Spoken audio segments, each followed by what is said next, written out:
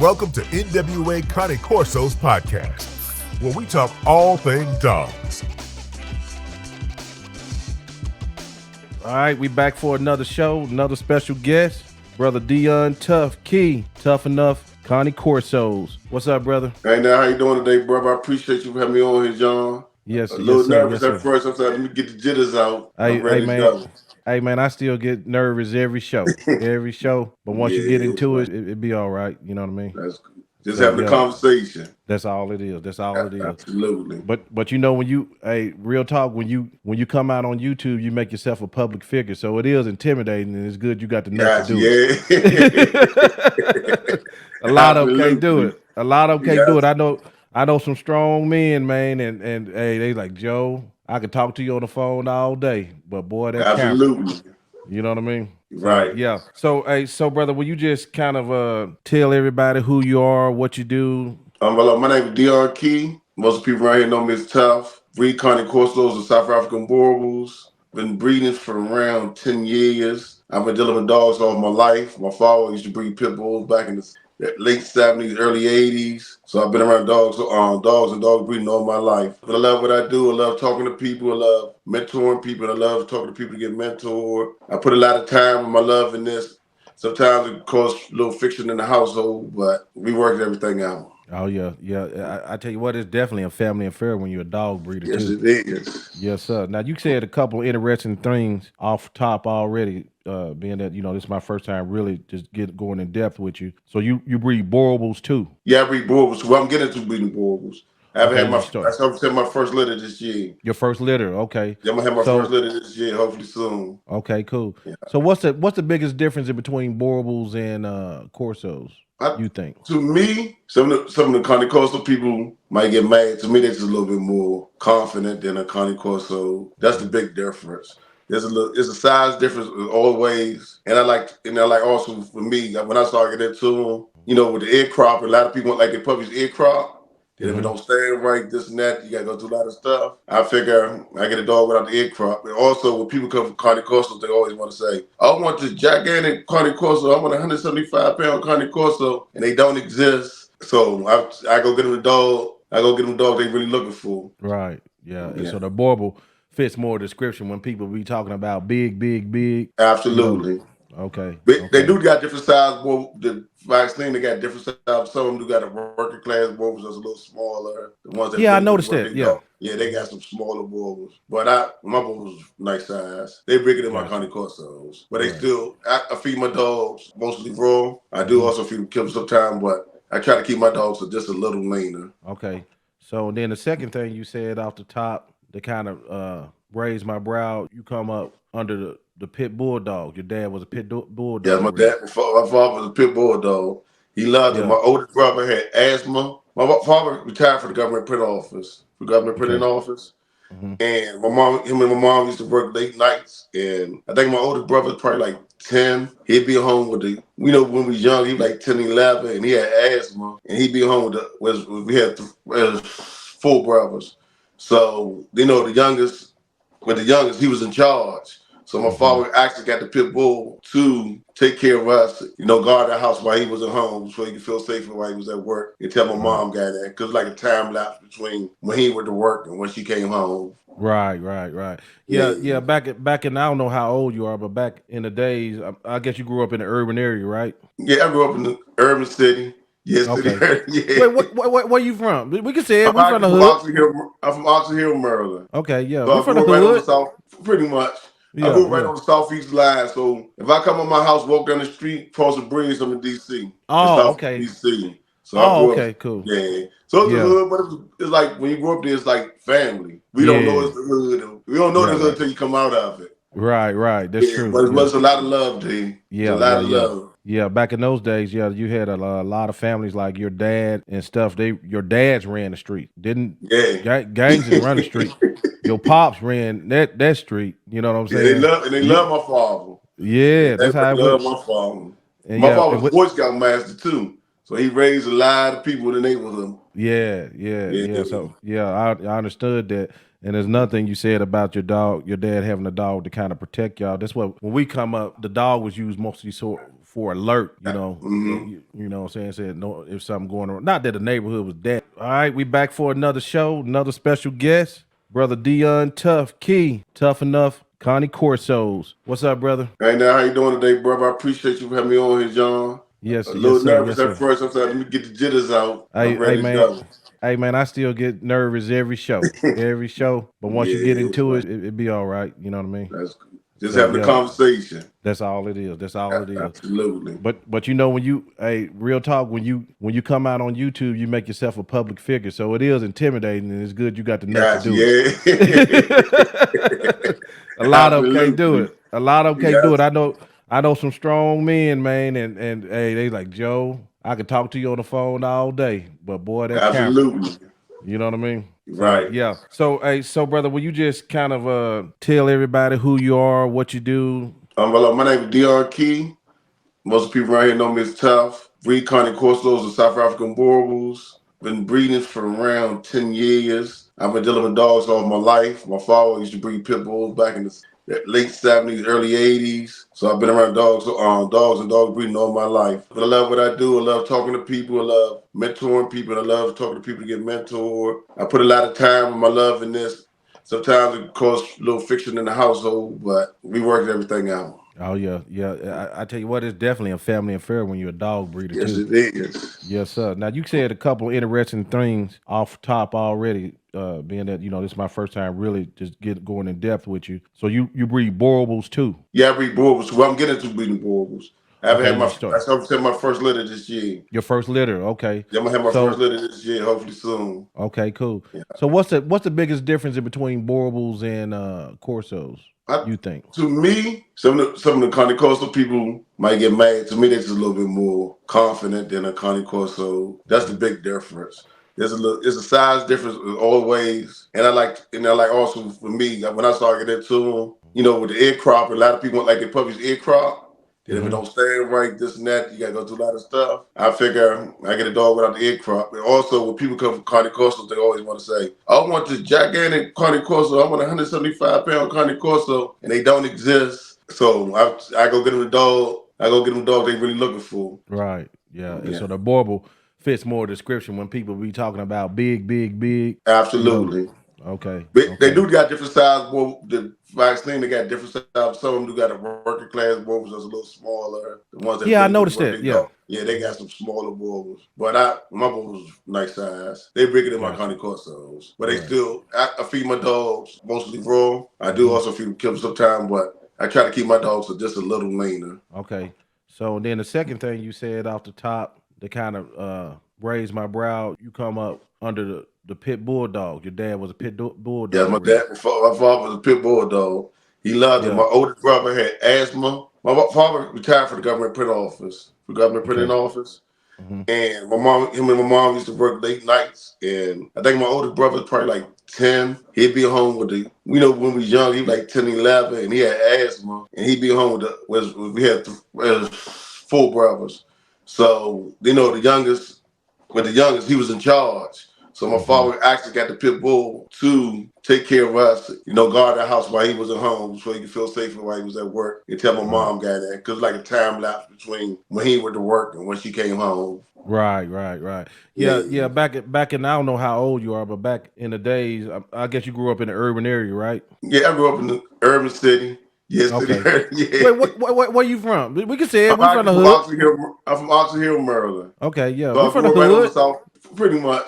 I grew right on the southeast line. So if I come on my house, walk down the street, cross the bridge, I'm in DC. Oh, okay. DC. So okay, cool. Yeah. So it's the hood, but it's like when you grow up there, it's like family. We don't know it's the hood. We don't know the hood until you come out of it. Right. That's true. But it's a lot of love, D. Yeah, a lot of love. Yeah, back in those days, you had a lot of families like your dad and stuff. Your dads ran the street, didn't? Yeah. Gangs didn't run the street. Your pops ran that street. You know what I'm saying? Yeah, they love my father. Yeah, that's how I love my father. And my father was a Boy Scout master too, so he raised a lot of people in the neighborhood. Yeah. So I understood that. And there's nothing you said about your dad having a dog to kind of protect y'all. That's what when we come up, the dog was used mostly for alert, you know. You know what I'm saying? Said no, if something going on. Not that the neighborhood was that bad, but you know, at a certain point the neighborhood started, you had to kind of like, you know, watch your stuff, you know what I mean? Man, you gotta do it, man, you gotta do it in all neighborhoods. Right. You see people get kidnapped by the big houses, you be like, what happened to the kid? What's the Ramsey girl? And true. Whatever happened with that situation. So it happens everywhere. Yeah, that's true. So and then you alerted me because I know like a lot of guys that come up under the Pitbull gang usually their knowledge a little bit deeper on caring for dogs. How has being raised up under the Pitbull gang helped you be a breeder? My father lost me when I was a kid, so I was raised. I didn't actually do the breeding, but I was dead with them. I was just a wrestle with the dogs and stuff like that. But my father, he's a dog get cut up, something happened to the dog. I used to get some golden seal, put it on, clean the wound up, send the dog on his way. My father's like 77, 76, so he old schooled everything. Great, yeah. Yeah, it wasn't too much vets. Ain't too much going to vets, but he took care of the dogs by himself. He took care of the dogs the same way he took care of us if something happened to us. Yeah. He didn't actually like roll the dogs. He wasn't a roller. He was more like breeding for protection. But the dog we had ended up biting our next door neighbor's granddaughter, and we had to get rid of her. Oh wow! And they actually ended up taking the dog, you know, to enrolling it. Oh, okay, okay. But I learned more. Actually, I learned most of the stuff from actually like when I got older, because I've been breeding, like messing with the Cane Corso for almost 22, 23 years. Oh, wow. Okay. And I've been breeding for 10 years. Okay. But most of the stuff was like hand-on sperms. And I ran into good people like Reggie Armstrong, Will Wisner, Kevin Brown, that got the boys from up Ohio. I ran into some, I called somebody, and you know, YouTube, Google. So a lot of stuff you have to learn about, be your own vet dealing with these dogs. You know what I mean? Else you be homeless. Yeah. I mean, yeah, because them vet bills add up, and the multiple dogs you get, man, and them vet, you wonder why you feel special when you come in the vet. Oh, Mr. Johnson, that's because they finna tear your ass up. They say dog size, they can add stuff up. What can we tell them this week? What can we tell them next week? You know what I'm saying? Yeah, you bet. You got to. Hey, you got to be. You can't go in there and feeling when they call your name like that, like feeling like you're important. Because that means something else. This dude, he's a big spender when he comes. So you got to learn how to take care of your dogs. That's for sure. Absolutely. Yeah, like there's a lot of people. I don't want to leave nobody's name, but there's a lot of people I didn't help, and a lot of people that helped me. That we actually share knowledge. We like when you get a circle of breeders, you actually share knowledge with each other. Yeah, that's what it's about. Yeah, you got to call somebody. You know what I'm saying? All the times people call me, I call people. Like, you know, you got to have that family circle, man. Yeah, I ain't gonna lie. When I first got into like breeding myself, man, I was just doing it, breeding, and like I'm gonna breed this to that because my friend got a Cane Corso. I had no problems. Once I started taking it serious, that's when the problems kick in. Everything started happening. I'm like, what the heck is this? I ain't never had seen this before. So, like, the more money you put into breeding, the more money you put into it, the more it seems like the more problems you have. Right. You know what I mean? Yeah, and then there will be tragedies. People don't talk about it. You might lose. No, I definitely don't. Yeah, they don't talk about that stuff. So so you got to respect that breeder, what he's putting into it, because a lot of people want to try to talk about what the dogs are sold for now. These dudes, a lot of guys put a lot into it. You know what I'm saying? Absolutely. Absolutely. You might not see it. And I had a few people that because when I like Tuff Enuff Corsos, not just I don't just breed dogs. I build a family. So a lot of people that buy dogs from me actually becomes family with me. You might come to my yard anytime, catch 2-3 people in there, help me clean up poop, spraying stuff down, help me clean up the puppy cage, just hanging out. But after a lot of those people, once they were like, oh man, I'm gonna get a dog for $600-700. Once they've been around and they get their puppy from me, they're like, man, you ain't charging enough. After they see the work they go in, they're like, man, you ain't charging enough. Man, you should be charging more. So, so a lot of people don't see the stuff. They see the sick dog. Your dogs get sick. You know how to figure out what's wrong with them. You take them to the vet. Like I said, you take them to the vet. They tell you one thing. They misdiagnose it. And so it's like, it's a lot. It's a lot. Yeah. I mean, it's a lot. Because you just gotten into go to the vet, they tell your dog got parvo, they got coccidia. Because you tell them the symptoms because it got the same symptoms. What's up, buddy? How you doing? Good.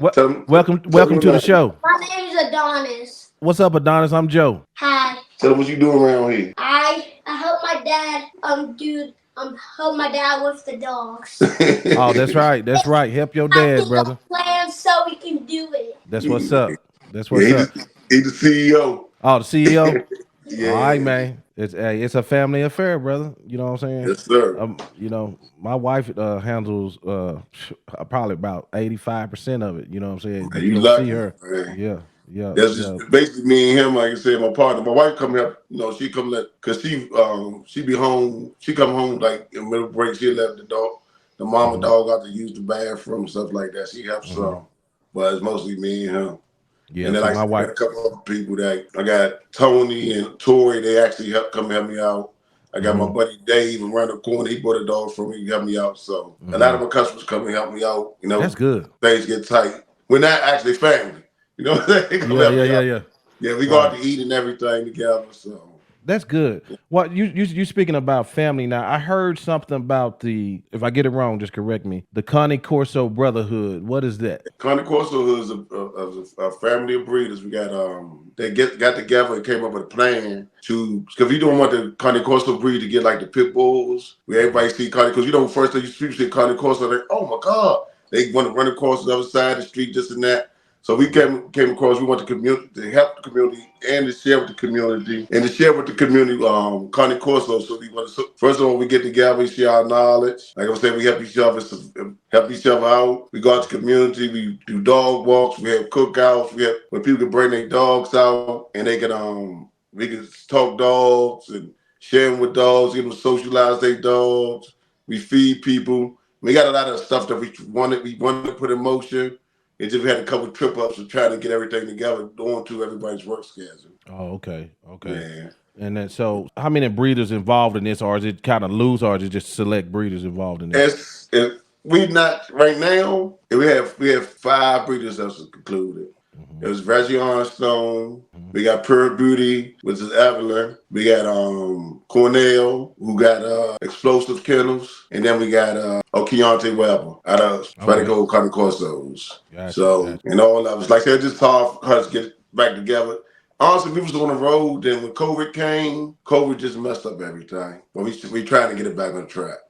Now, do all of y'all live near each other? We all live within an hour radius, and Cornell, Reggie, and Keontae all live within 50. Reggie moved. But they all live in Charles County. I live in Okay, Calvert County, and Evelyn lives in Baltimore. right. Now, That's just I've talked to Reggie, and once we get our scheduling done, I'm gonna have him on too. Okay, so yes. that's a good thing for the community.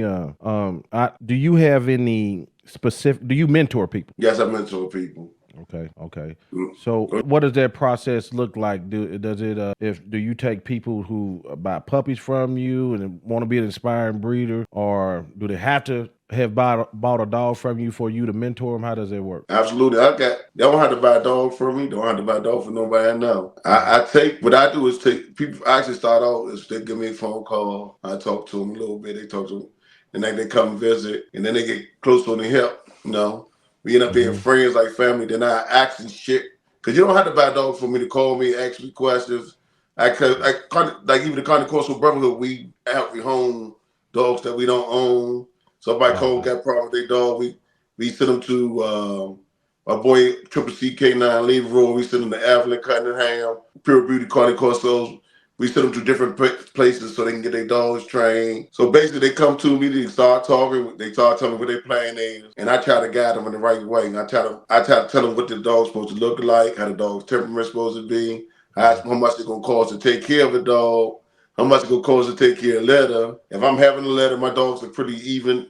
If I have a litter and the dog is pretty even, I let them come over and see what the litter, how to whelp a litter. I walk them through the whole stage, clean the kennels, go in the store with me, watch me buy food, show them what products to get, like if a dog get coccidia, if a dog Mhm. get giardia, if the dog got a UTI, which all stuff is getting hard now because a lot of stuff they stopped selling online and they stopped selling in the tractor supply. But Yeah. I guide them and how to keep a dog well. Now I try to Right. guide people who want how to pick a dog, Mhm. but everybody has their own look they looking for. Like you Well, say, you like a little lighter dog. mhm. Some other people like a little heavier dog. I like a mid range dog. But the Right. main thing for me is for temperament. Go I'm ahead. sorry, I didn't mean to cut you off.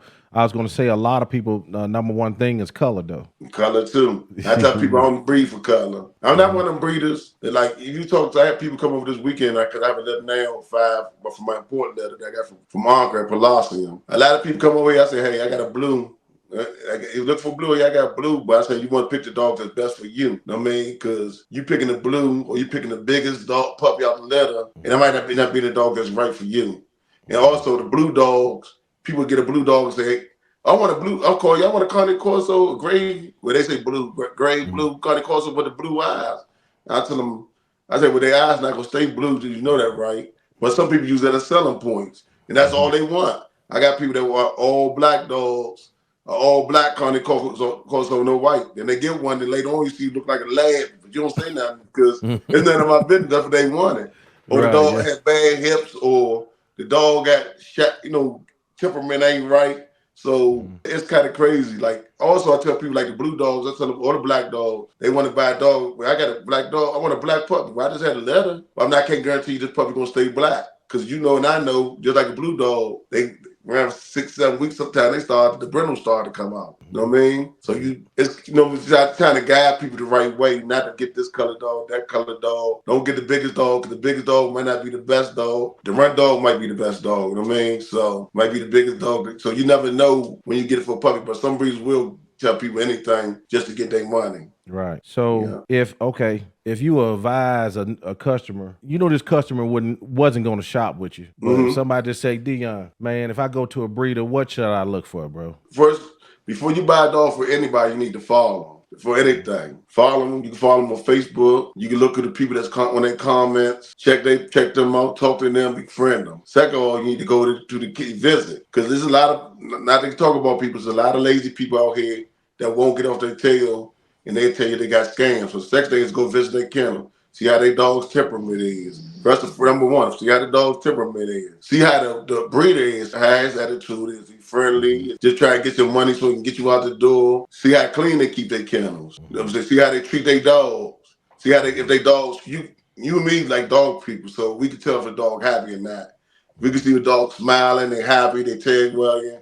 You can read the body language. So read all that. I would say, not guaranteed, but a lot of people say look to see if they got their hips and elbows checked out, OFA. I'm not a big person to tell people that, because because both pairs, hips and elbows good, it don't mean that's gonna have a great dog, but I do try to OFA on my dogs. You know what I mean? But I'm not gonna say, okay, that's the first thing you look for. You know what I mean? So I also check people back record. Then you want to check temperament. You want to check temperament first. Then you want to check the health second, or either way, one the first way. Then you start looking for the dog as standard. Is the dog the right size? Is the dog got the right structure? If the dog, you're looking at the perm. So it's good to look for, and it's also good to look for people that always been breeding, so you can see some other products they have in their yard, and you can follow it online too. And lastly, color. Color is the last thing you should pick when you're actually buying a dog. Right. So back to, you was talking about joints, hips and elbows. So you said you look into the hips and elbows, but it don't guarantee the health of the puppy? Is that because you don't know how the new owner gonna treat that puppy? Because I hear some breeders say that when you get a new customer, a new person can have a dog, can ruin a dog by feeding it too much and making it grow too fast. Man, you can overfeed the dog because somebody want the dog to be big fast. You can keep the dog in the crate all day and not exercise it properly. You can over-exercise a puppy, because young Cane Corso, just like any other big dog, shouldn't be out walking on a lot of concrete pavement, running around excessively. The other thing, sometimes things just happen. Nature, because you get a dog with bad hips don't mean that the breeder actually had bad dogs. Sometimes it's just nature is nature. You know what I mean? You see 2 movie stars, singers, they kid can't sing. So, you know what I'm saying? Or got autism or Down syndrome or anything like that. So I would want to check the practice. I would want to check it out. I mean, if they got it, that's great. You know what I mean? But when they got the hips checked out, they got the elbow checked out, they got the thyroid, heart, all this checked out, you got to be willing to spend the money. That you got to also want to pay the people for that stuff they put into it. I mean, yeah, that's right. So a lot of people come looking for all of this, and then they want to pay that. You know what I mean? So It worked both ways. Some stuff just happens. It just skips 6 generations, and it just happens. Sometimes it don't. I mean, so but I think it's a good. Any breeder that's doing it, I think that's a good look. Well, But okay. So, what are your thoughts on breeding methods? What breeding methods work for you? I mean, like for us in our world, we use crossbreeding and line breeding. Just not to be specific, but that's what most people call it. What works best for in your expertise? so right now, I can't lie to you Mm-hmm. because I haven't done any inbreeding yet. I'm just starting the line breed. So I've only been breeding for 7, 8 years. Mm-hmm. 7, 8 years, going on almost around 10 years. Mm-hmm. So I'm just actually starting to hold stuff back from my litters to put it together. Because I wanted to watch my litters for a while and watch what I was producing and pick the best dogs off of it. Right. Now, let me ask you this: what dogs did what kind of lineages did you or lines did you start with? I started with Uh-huh. or what I'm working with What now. take me through it, whatever. If you what you started with and what you are on now. Okay, my original breeding Connie Corso, I started what was from who was it? Casimas for Superior Connie Corsos. It was my mentors, Jonathan Thomas, out of Capital Bullies. He was my mentor into it. So when I got into it, I called him because I got a divorce. Because I had two Connie Corsos, and then I got a divorce, and I had to get rid of them. And then once I got back settled, 5 years later, I ended up getting, starting again. So Superior was basically my buddy. He had a dog in his backyard. I called him. He had a buddy that had a dog, and I bought that dog from them named Casima. And right now, she's like the main base of Southern Maryland's, most Southern Maryland breeders' lines right now. Oh, nice. Okay. Yeah, so he wasn't a big breeder. He just happened to have a Connie Coastal and bred him. Okay. Yeah. Cool. So then after that, um, I got a dog from Jonathan, another dog named Nitro from Jonathan, was from with Spider Cove, and Jonathan did something together with what's the name of that name? I can't think of the kennel name. It was up in up in Shenandoah, Virginia, and I got a dog named Nitro, and those was my beginning dogs. Okay. So after that, I got a dog Phoenix that's off of Renegade. No, did I get Phoenix first? I got Phoenix off of Renegade and Mia from Tony Scandy, and then I got Nipsey. This off of Casanova. Now I forget what the mama name is. And those are what I really started my lines with now. Then I'm Okay. adding Pelossium into it. Now I got an Alcor female that I want to add into it. But I'm starting to keep my own dogs off of those lines now. Yeah. I have a Now I got renegade daughter as well. I got an import male named Rome from Mm-hmm. Pelossium, and hold on. I took him to Phoenix. Was the Tony's. Was off of Renegade, and I produced a dog named Ramona. So that's my F with the F1, but that's F1 F2. And then I kept a puppy off of her named Thumper, and I plan on keeping a puppy off this litter and take a Thumper to that, and that'd be my first in-house tough enough litter. And I plan on got a couple other dogs from Tony and from Anka that I plan on mixing in with the Alcor dog to get what I'm actually looking for. Right. Okay. Okay. So So it's I want to go back to new breeders. mm-hmm. If you're going to tell them anything before they even buy a dog, uh, what should some things they study on before they even buy a dog and choose that For a breed? person, If they looking for just not even if they looking for a breeder, what things should they study about the Corso before they even start looking for a breeder? gotcha. First thing you should study about the cost to see if you got enough house for it.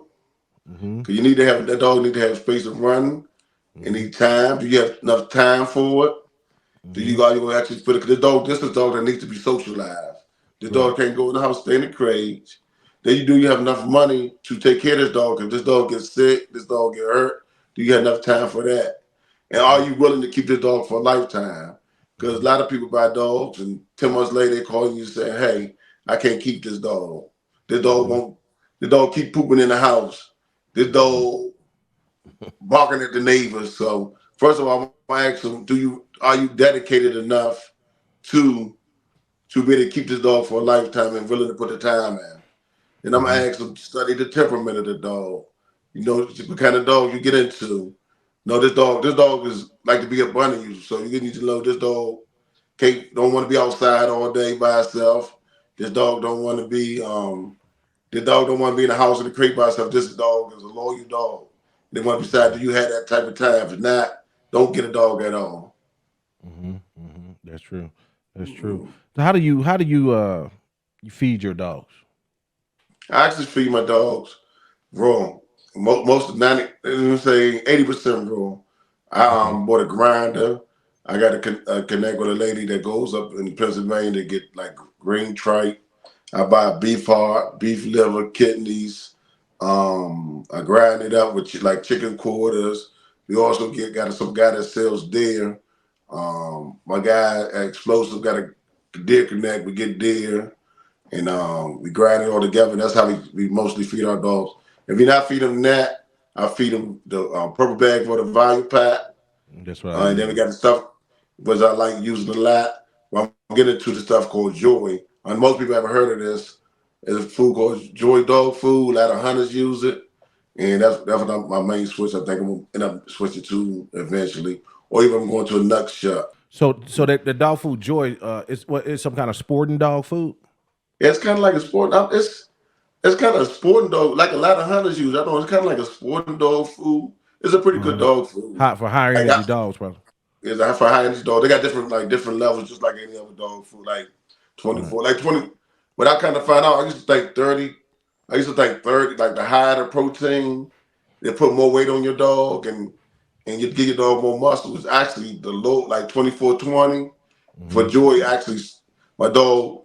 Because like the stuff with a lot of protein, my dog was just pooping out. Then I put him on 24/20, it's less poop. So I mean he's absorbing more food. And with the high protein, they letting him more out. And it depends on the dog too. Right. What your worming schedule looks like? For the adult dogs or puppies? The adult dogs. And I do it once a year, but I just kind of watch them. And I do like for heartworm, I do that once a month. I use ivermectin. I use that once a month, take it, shoot it in their mouth, shoot in a piece of chicken, and give it to them. They eat it. Yeah, but for the puppies, 2, 4, 6, 8, 10. Right. Okay. Yeah. Okay. And I wanna let me ask you this. It's an off the wall question. Go ahead. What do you not like about dog breeding? Well, I do like. You should have asked me what I like about it. It'd be like shorter. No, I want to ask something different. Yeah. I like what you really don't like about it. You know what I mean? So, because nobody ever really asked that question. I don't like the drama. There's a lot of drama. There's a lot of hate. A lot of politics. Like politics and stuff among breeders. There's a lot of misunderstanding among breeders. A lot of people that want to be the head honcho. That's the main thing I hate of it. There's not as much love because I got into the dog thing for the love. Right. I didn't get to it for the money. I didn't get to it for the glory. I got into it for the love. You know what I'm saying? Okay, I love doing this. Something my father did, so I want to follow his tracks. So that's what I love about it. And I also hate, like back to the health testing thing, I hate that there's a narrative on Facebook or social media about the OFA stuff. Everybody say, oh, you see the first thing, ask people, do they got OFA, this done, this done. Then when you show it, there's no love show for any health testing, any genetic testing done. All the people that try to police it. Yeah, police it. It's not doing it. So you actually show their paperwork, they won't show their paperwork. They won't say, okay, good, congratulations, anything like that. You know what I'm saying? They won't. And like I said, there's very few people, even in the show world, because I thought about getting into the show world, and it's very few people that wants you to actually get in the show world with them too. You know what I mean? Yeah. Like hold your hand and walk you through it. And there's a lot of politics in that too. Yeah. I forgot. holler out somebody too, though. I got a buddy named Charles Tyrone Yat that's up in Virginia Beach. He do shitting training, and he's a very good guy too. He also helped mentor me, and he's grabbing me into the shitting world. Oh, really? Yeah, into the shitting Okay. world. So I'm trying to do the shitting lady. It's long. Like I said, you working. You come home, you got to do your stuff. Then you got to take a 4 or 5 hour ride on a Sunday morning to go down there to do shitting training. But he's a real good guy. That's what's up. That's what's up. We got a lot of training videos. Well, one of our last videos with Wayne Singleton, he's like a badass dude that shouldn't Oh, work. Yeah, you can watch gotcha. that video. I'm gonna check it. Definitely check it out. Yeah. Um, Were you finna say something? no, you go Oh, ahead. okay. Yeah, man. I noticed the politics. The politics are kind of scary. A lot of times people tell me when when you start doing these podcasts, people always want to give you information, and uh, and then when you do these because you got a podcast too that you working on, y'all. Yes. Y'all need to know about it. It's coming back. He coming back. Thank you, bro. Yeah, It's called yeah, Bob the Two Podcast. And yeah, it's me and my buddy Cornell Sweetney, Ross Sweetney. We really try and get it on his feet. We really want to reach out to not just Connie Corso breeders, but all the breeders around. We want to actually get the knowledge out. We done yeah. did two so far. The second one broke up real bad, and we haven't been able to get it to redo it yet. We tried to get our studio together. We was renting a studio, but it was kind of hard to get the time for the people that was renting from. So we trying to get our own studio to get it together and get it back up on its feet. But check us out. It will be hot. It will Yeah, be yeah, hot. yeah. Yeah. Yeah, I watched some of that first show and it was I liked it a lot. I appreciate it, man. Yes, sir. Yes, sir. And but back to the politics of it. I mean, do you think it's a lot of resources to where new breeders can kind of find online or anywhere without a mentor that's good information? Man, Facebook, you just got to watch who you follow on on YouTube. My thing is, there's a lot of people out there, there's a lot of information out here. And just like anything, you gotta consume all the information from different people. Hmm. Because if you listen to it, all of them gonna have it'll be similar. And then you have to try to reach out there and figure it out yourself. But YouTube is the best for everything. Yeah. YouTube, Facebook, and hopefully we try to get this Carne Corso Brotherhood up and moving. Where Right. you can reach out to us. It's really a Southern Merlin thing, be like a DMV thing, but we help anyone. We because we love we doing it for the love of the dog, the breed. Yeah. We just don't want this breed to be misinterpreted to the wrong thing. Right. Just like the Pitbull have been. Oh yeah, yeah. Because the Yeah, so, Corso is a splinter dog, brother. It's like yeah, different sects of yeah. beliefs and things. But I definitely think if you want to get into this dog, it's best to get around these dogs first. Don't just get a dog because it's a fad dog. Get around these dogs. Get around people that got these dogs. Go Hmm. pet these dogs. And Hmm. also, if you get one of these dogs, you actually have to you have to put your work in. Like if my original line was like, if my original line, you would love my original line. That original line was hot. So Hmm. that's why I had to get rid of it because I'm not selling to working people. Yeah. So all my dogs now, if you come to my house, I can come pull out all my dogs. As long as you ain't jumping on me, I can pull each dog out the cage.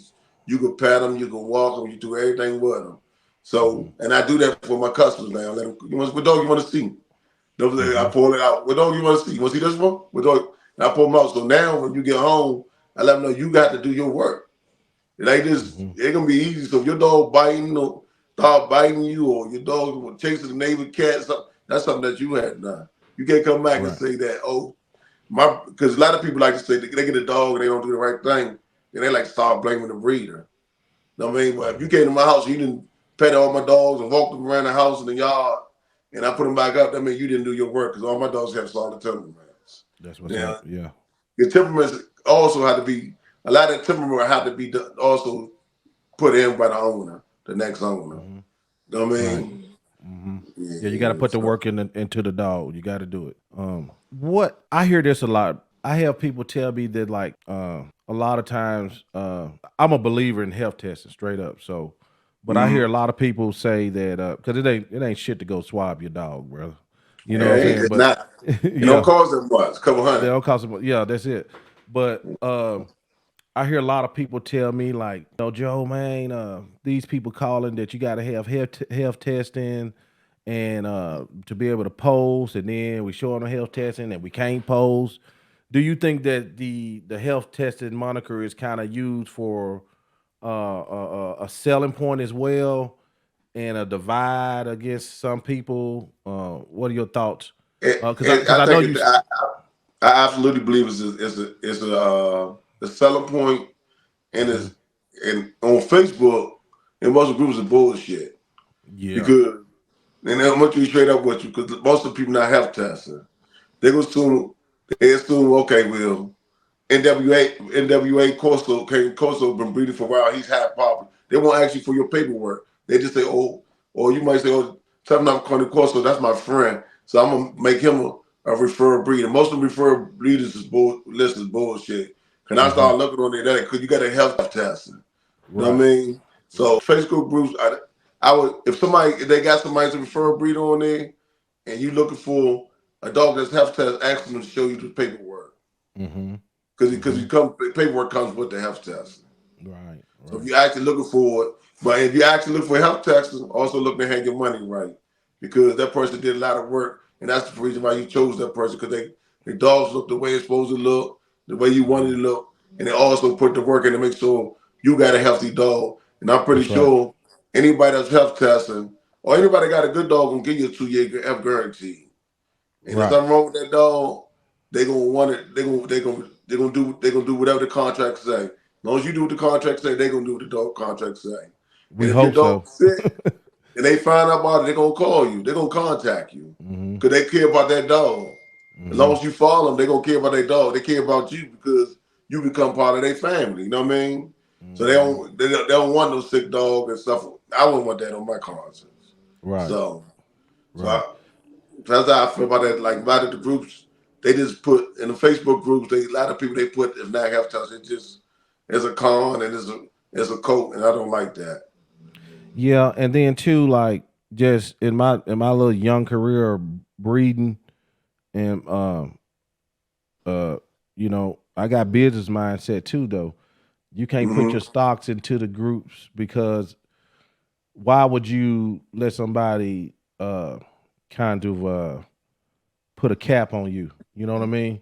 Absolutely, You could build your own brand. You know what I'm saying? I have a Facebook absolutely. group. I managed. I've never sold a dog from it. Never sold a dog Right. from it.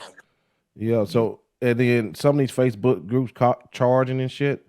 Yeah. Hey, my advice is take that damn money and put it on you. You know, Yeah. making sure make sure your Instagram look tight. Make sure Absolutely, you branding your own damn self. You don't need them Facebook groups. absolutely. You see this Yes, right sir. here? Uh-huh. This Yeah. my own brand. I don't wear polo, Gucci. I go to eat. Me and my Right. wife maybe go get my Tuff Enuff shirt. I'm my own brand. Like I said, Mm-hmm. I'm my biggest marketing tool. You know what I mean? That's right. I Yeah. my dogs. When you come see my dogs in person, then that takes That's place. right. But the first person they see is me. You know Yep. what I'm saying? So I'm the front of it. No, I'm the Mm-hmm. head. I'm the head in front of it. Me, my family, my kids, my raised supporters. When they see us and how we act in public and how there's a lot to go with it. Like I said, Right. and a lot of Facebook groups, I don't even like to let people sell dogs too. And I used to let people post their puppies every once in a while. Well, Mm-hmm. like say, like Southern Maryland, Cane Corso, or with Brotherhood, we don't allow no something in there. We used to Right. put the puppy with, but if you can't even come out to the cookout, donate, like you can't donate to the cookout or even just come and bring your dog to the cookout. You can't just post your puppies on our page. You know That's what I'm right. saying? That's You just right. can't. You don't even come to the cookout, but you want to come after we done put all this hard work in to build this page for for the people, not to sell dog, not for people to sell dog stuff, but for the Mm-hmm. people. You say, okay, they got this. They got this jumping over here. Then I'm gonna come over here and I'm gonna go steal their glory. But I'm not Yeah. gonna support. I'm not even gonna come to a cookout. I'm not even gonna come up take an hour and a half to come down to DC or Baltimore, in the area and go to a dog walk. I mean, show Yeah. my face and fellowship with these people. So Real talk. Yeah. Yeah. So it's about fellas. You ain't fellowship, but you want to. Nah. That's like Yeah. if you go to the hood. You're not gonna. You go to the hood. You're not gonna walk on somebody else's block and just start it. And started selling. You know what I'm saying? Yeah, setting You up get shop. yourself Yeah. hurt that way. Yeah. Right, right, You know what right. I'm Because saying? that goes back to the Facebook group I was telling you I was running. I'll allow people, man, show your litters and stuff, but I want a community. Don't come in Right. there and don't get me wrong. I'm not gonna let you disrespect the breeders that's in there that's been doing it a long time. Even you got enthusiasts too. They might get on your nerves sometimes, but they gotta help police a lot of shit. Like who are you? People that just coming in and slang a litter. You know what I'm saying? Yeah. So that in my group, man, ain't even no warning. Don't come in here you just joined now. You posting a litter. Get the hell out of here, man. We don't even know who Right. you are. You know what I'm saying? Yeah. So yeah, you Yeah. can't. Yeah, you gotta be And then they respectable get when you. mad, man. Because Yeah. I'm an administrator in the group. In the group special. Hey man, why they let my post go? Man, we don't know you. Man, you Mm-hmm. not. You want to promote your business here. We don't know you. You Mm-hmm. can't do nothing. You don't come support nothing. You don't Yeah. call nobody. You just want to come. Yeah. You wonder Yeah. why you got kicked out the group. You know why you got kicked out the group. I don't have to tell you. Yeah. You Yeah. know what I mean? You can't come in and say hi to the men, hi to me. I'm just gonna come in and do my damn thing. Absolutely. It's crazy. I'm gonna stand in front. Or the people I was about to say stand in front of the candy store and start selling candy. I don't think they're gonna Right. let you do that. Right. Know That's what I like mean? somebody coming in your house, putting their foot all up on your table, and Heck you know. Yeah. So people, yeah. you got to be mindful of things like that. And then too, back to something you said. You know what I'm saying? This is important too. You gotta be careful who you deal with in this dog world. You know what I'm saying? For who you start with, who you hang with, that circle got to be tight, man. Because you can say one thing that can make it across the country, like some probably in this interview, somebody gonna get mad about it, and we ain't pointing nobody out. We don't do that. We men. You know what Right. I'm saying? Like I said, everybody you start a journey with, you ain't gonna end with. That's any Right. journey. Everybody you start Yeah. with, y'all gonna be differences. Right. Everybody you start a journey, just not gonna end with. It's Right. hard to say. You know what But I mean? Well, yeah, and at the end of the day, I'm a really big believer in, man. You got to really hold your own nuts on, because your kennel really depends on Absolutely. you. You can't Absolutely. back yourself like that's my homie, that's my homie. Your kennel depends on you. At the Absolutely. end of the day, Work you yes put sir, in. You know yes what I sir, mean? yeah, Like I didn't even see the breeder like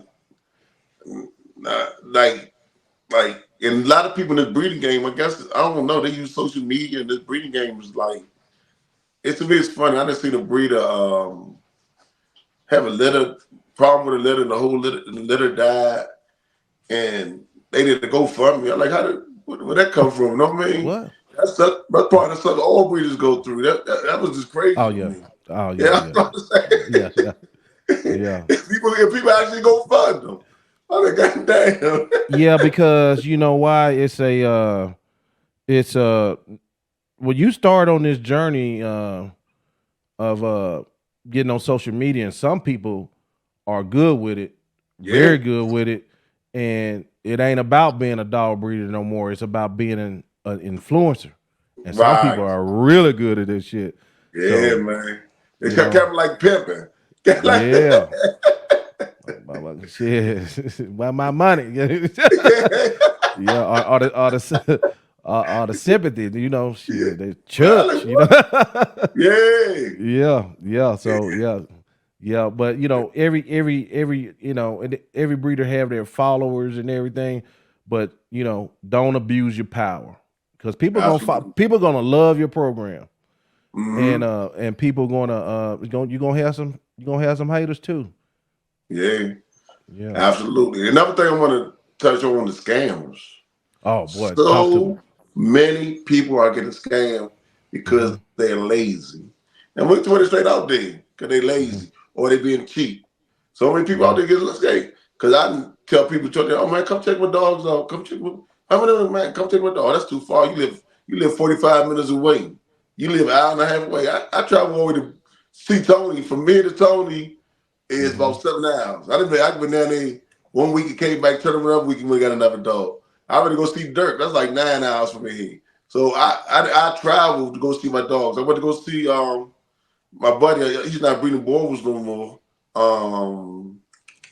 City State Borvals, Kevin Brown. And I traveled down there 9.5 hours, go down there, and get a hotel, go out to eat with my cousins, family, somebody go ride with me. So we even tried like 9 hours to get the ears cropped. You know what I mean? So people don't want to come down the street to see dogs as lazy, and then you want to be cheap, and then you want somebody to tell you, okay, well, send me the money, and then I'm gonna send it for $500, and I'm gonna meet you at the airport. You get to beat the dog at the airport. Now they need a special crate. Now they say it's something against shipping. You need some shots. So now you pay $1,200 plus you to pay another $1,500, and you still don't get no dog because you lazy. Go visit, find a breeder. Don't wake up this morning. My taxes all my taxes hit my account. Let me go find a dog. Go find a breeder. Find a breeder. Fall in love with breeder. Act like you get married. You want to marry the breeder. Go to find that breeder you like, man. Find their dogs. Find how their attitude is. Man, you know what I'm saying? There's a relationship. You know what I'm saying? Yeah. So You're right. To find a dog, you want to find 2 or 3 of them because you're dating. You know what I'm saying? Yeah. Like, You is because you're trying to get to know this person. Until you find the one you want. You go visit him, man. Talk to him. You know what I'm saying? Oh man, you tell the truth today. Yeah, I had a lady that picked up her dog. Go ahead. I'm sorry. Yeah, stop being scared of scam and stop being so cheap. Where you gonna cost you more? Yep. Because I had go ahead. I had a lady that I just sold a puppy, man, and she told me she got scammed out of a little money. She said 300, and then so she was on me, boy. She was on me anytime I opened my social media. Bloop, bloop, she was popping up. I could see her coming everywhere. Then she showed up. She said, I know I got on your nerves, but that's what you talking about. The courtship, press him. Press him. If he want you as a customer, press him. I got other customers like that. They pressed me. They was on me, asking me questions, blase, checking me out. Hey, is your phone number real? Is this, all that, Absolutely. So, yeah, they come see him. Oh yeah, come see him. Yeah, come see him, man. Come see him. I want to see I'm gonna see my bull breeder again before I even bought a bull. And I'm coming down and I say, man, let me come down and see you. Actually, but the funny part is, it is a pretty good breed, and this breeder, bull breeders here in Virginia, she's a pretty good breeder. She's like one of the best breeders around. I seen it on I think it was Pet Finder. It was called Puppy Finder back in the day. Right. And I sent her a message. I said, can I come see your bulls? See, I don't allow people to come to my house because of insurance reasons. I said, okay, thank you. You know what I'm saying? Because I can't come see how you take care of your dogs with your dogs look like a person. I'm not going to meet you on the side of the road. You know what I'm saying? Right. And that's what I'm going to send you no money. So yeah, I call the boy, hey, man, I want to come see your dogs. Like, man, just let me know when. All right, man, I'm coming down there next week. All right, man, we're going to sit the day up. Boom. Went down there, talked to him, chopped it up with him. He filled me out. I filled him out. Those ain't gave a relationship. And ended up coming home, sent him deposit. He had a waiting list. I wrote a waiting list for a year, and I got my bulls. But I actually met him. Actually, where he lived at.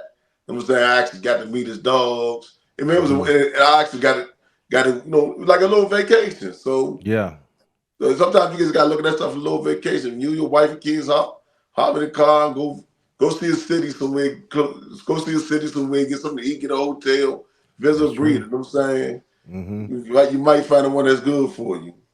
So Lamont La Potenza down south. I don't know if you're familiar with him. He kind of put me in the game. So no, it wasn't no kind of. He put me in the game, but he told me, he said, when you go shopping for the dogs, absolutely try to go see the kennels, because you might go down that kennel, and as soon as you walk in the back, you might turn around. So, you know what I'm saying, before you spend your money. But that's when you get, really, serious. When you mentioned something about when you got really serious about dog. That's things when you think about, you know what I'm saying? And yeah. So and some people follow by a dog from somebody on social media just because they have a big presence. It's because they got a big presence don't mean they good following. That mean they're good at social media. You know what I'm saying? Don't mean they're good at breeding. Yeah. And some of them are really good, because I be looking at some of them. Damn, the camera must cost $4,000 and what he used. I'm like, I need to give me. Let me see if I get me one of them on eBay because the quality. You gotta get you what you call it? You gotta get GoFundMe. Get a camera. Yeah. Get some GoFundMe for. Man, them boys got them cameras and they talking good and man, they finna sell you some crap. Actually, real good. Yep. Also, people like with the scam because they want to see you like say 1,000 pictures. Send me 1,000 pictures. I tell some people, I say, man, can I tell you something? I'm a breeder, not a photographer. I ain't gonna go see you these best pictures. I'm not gonna like half these people will highlight the pictures or blow them up to make the dog look bigger than it is. Come see it in person. I guarantee you, because a lot of people can see my dog puppies then they see them in person. Oh my God, they look way better in person. I say, yeah, come see them in person. You're gonna get you to see some good dogs. You know what I'm saying? Yeah. They usually that's the number one thing they say when they usually get to your kennel. They be like, damn, he real. Okay, actually, the picture don't do him justice. You know what I'm saying? Absolutely. It should. That's where it should be. You know what I'm saying? I don't want I want my work to speak for me. That's what the old ladies used to say. Absolutely. If you ain't serious about buying a dog, don't come down here. Right. Because you're going to buy one. Yeah. And then you're going to buy what you see, you're going to buy it. That's you're going right. to figure it out. Yeah, you're serious. Don't come to talk about. Yeah. Everybody want to come. Yeah, everybody want to come check it out. You know what I mean? Right. And then too, you mentioned something, man. I had to kind of like try to get better. Every litter I kind of miss out on something, but you got to try to get those frequently asked questions down. You know, like you saying, people want to picture this, picture that, this, that. You got to find ways to make it short for you because it's just some periods you just get too busy. Messages, absolutely. You know what I'm saying? Because about 6-week mark, they going crazy. Hey, can I? No, I want to get one. You know. Yeah, right. I can't keep puppies hard to keep still. Yeah. They go crazy like a bug, man. Right. Yeah. So I shoot a lot of video. Here you go, bam. You know. See, I got like I said, I just got some two really new, really good. I got my buddy around the corner. Like I said, he's really, he good to help me. He come clean. Like if I got a letter or something, hey, bro, can you go? He come and do it. But I got two really good people that I'm mentoring right now. They're husband and wife. They had 2 boys. Actually, we met through the dogs from another breeder. A guy that I started out breeding Cane Corsos with, and then he switched to Frenchies. So they called him. They bought a dog from him off of one of my males, and then they called me for the breed to one of their females. And once they came over, we started kicking. Now we talked from the phone for like a year. Then once they came over, we started kicking it. And I was like, oh, you my brother. We joking, right? But it ended up being his wife. He ended up being some kid to my wife.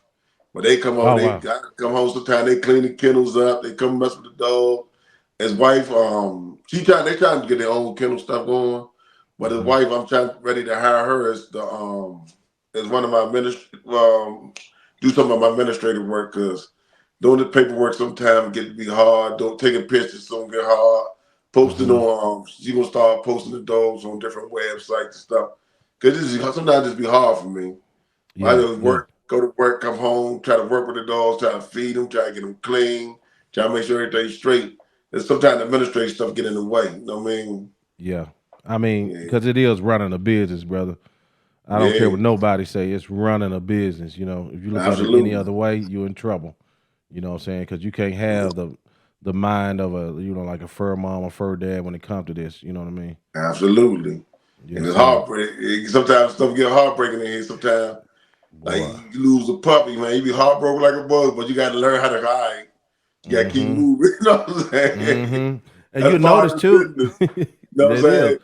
Yeah. You see my son, so I got young kids. They be heartbroken. But then he starts saying, oh, man, Dad, we lost a puppy. All right, we got to take care of the rest of these puppies. You know what I'm saying? I was going to mention how quick your kids get desensitized to puppy death and dogs death and things like that. They be like, and that might be good for up here in the future. We got to keep going.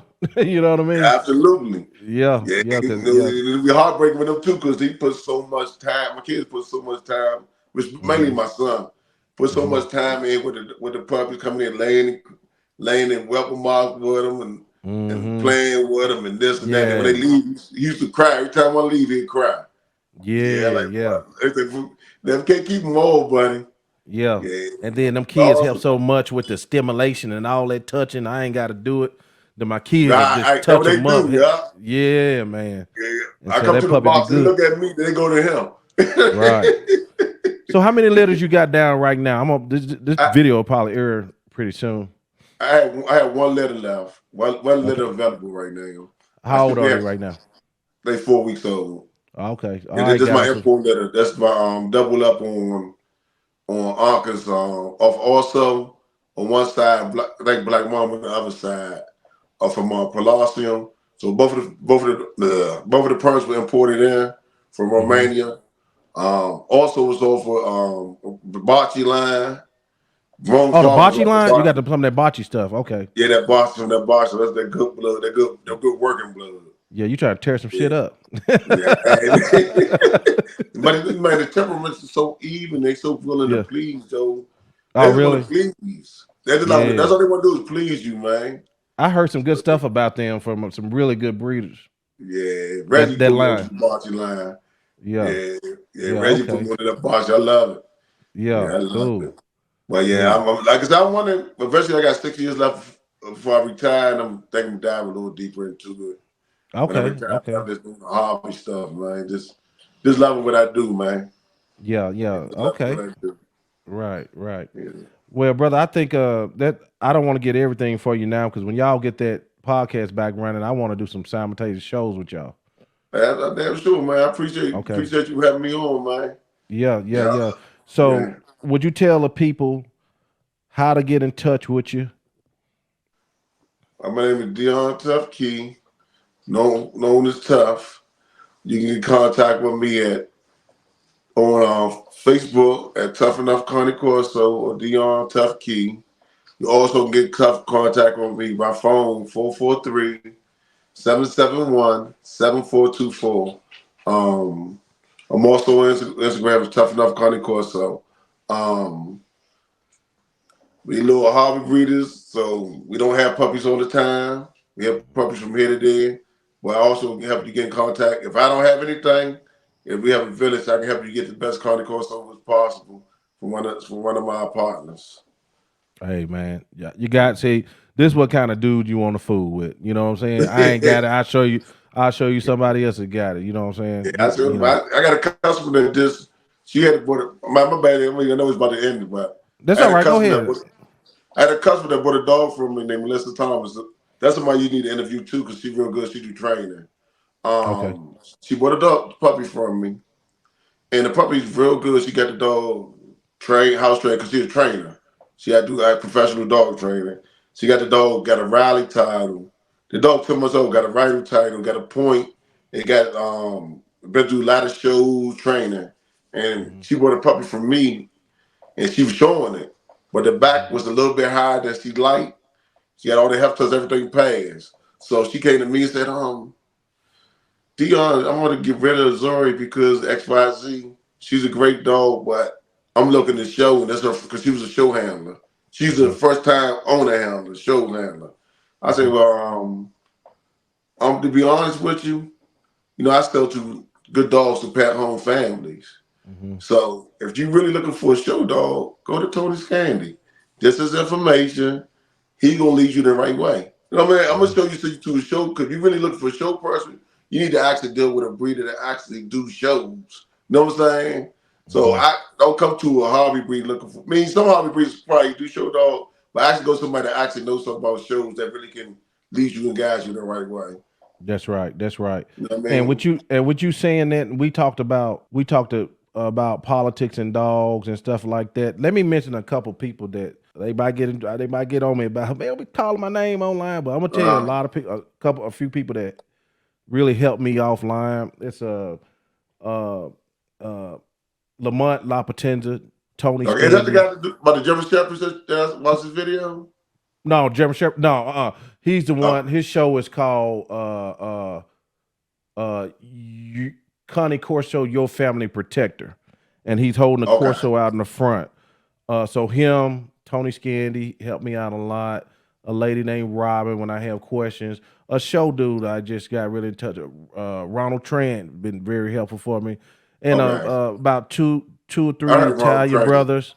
Limelight is another brother that helps me when I have questions, and and a girl named Maria out of Kansas. Oh, Limelight, yeah, I know, got you. Dude. I don't know him personally, but I know of him. Yeah, he a cool brother. Yeah, for sure. Right. And he definitely on this shit. Appreciate you, bro.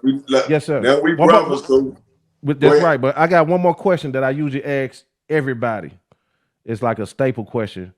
Mm-hmm. Give me your top 3 or 4 dogs that I don't care what breed, who owned it, that you have encountered your favorite top 3 or 4 dogs. Okay. I might not be able to tell you who owned it. If I can tell you. Yeah, I don't care who owned it. Yeah. Dog breeds or just Cane Corsos or whatever you want. Baddest ass dogs you ever ran across. My baddest dog I ran into is the Fila Brasillo. I'm saying it right. It's the Brazilian Mastiff. Mm-hmm. I was at work because I work for UPS. Mm-hmm. So I walk into the lady house. I pull up to the lady house with the truck, and this big hound dog coming. This hound dog was moving amazingly fast. Came and stuck his head between the. Now I got the little farm gates with the 3 holes in it. Right. Stuck his head through the farm gates, and that dog was serious. That dog was mean as hell. And I'm kind of aggressive guy. I'm like, man, I love that dog. So I've been in love with the Fila ever since day one. But that's not a dog for me, for a person that just got kids and working and stuff. That's a dog that actually need a job. Right. That's number 1. The number 2, I love the bull. Besides the Cane Corso, right? Yeah, whatever you want, yeah. Besides the bull, I love the bull. I own the bulls. I love the bulls. Mm-hmm. Kevin got some of the baddest bulls I've ever seen. The guy up in Elite Bulls has some of the prettiest, nastiest bulls I've ever seen. I'm gonna put on. I'm gonna talk to him a little bit. And number 3, I guess, is besides the Cane Corso. What other dog would I get? Oh, the Giant Schnauzer, my boy Tyrone Yates. Let me say his name. I call him Yates all the time. His name Yat. He have a Giant Schnauzer. That dog is amazing. That dog works. That dog works, man. Mm-hmm. Yeah, so those are my top. If I didn't own the Cane Corso, I did a bull rank with the bull.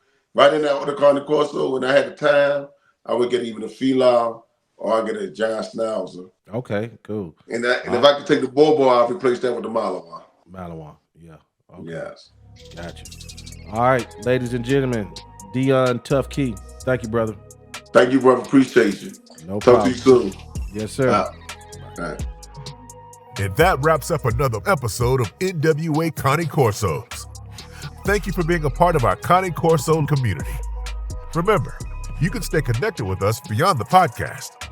Find us on all major media platforms by searching for NWA Cane Corsos. Whether it's Facebook, Instagram, Twitter, or YouTube. Just hit that follow button to join the conversation and get the latest updates. If you have a burning question or want to apply to be a guest on our show, we'd love to hear from you. Simply shoot us an email at nwacanecorsos@gmail.com. And if you're a business interested in becoming a sponsor, reach out to us at the same email address. For more resources, exclusive content, and links to all our social media profiles, visit our website at nwacanecorsos.com. It's your go-to destination for everything dogs. Thank you once again for tuning in, and we can't wait to bring you more exciting episodes where we explore the fascinating world of dogs.